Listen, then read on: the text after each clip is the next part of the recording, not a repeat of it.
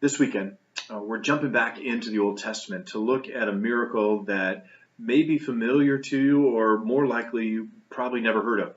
It goes back to the story of Joshua, who was the follower of Moses and was responsible for taking Israel across the Jordan River into the Promised Land when Moses was left behind, and then to lead them on a conquest of the land that God had promised them.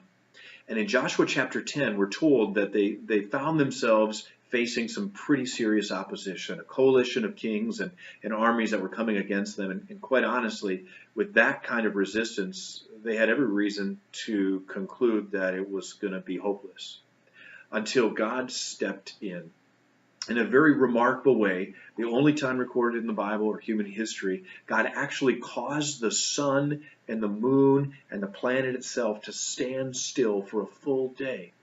We're told in Joshua chapter 10, verses 13 and following, the sun stopped in the middle of the sky and delayed going down about a full day. There's never been a day like this before or since, a day when the Lord listened to a man. Surely the Lord was fighting for Israel.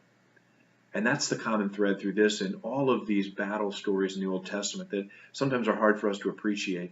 We see God fighting on behalf of his people for their good and for the establishment of people who were special and holy to him, not for themselves, but so that in these people the world might see the difference it makes to be right with God and to be close with him and for him to be close with you.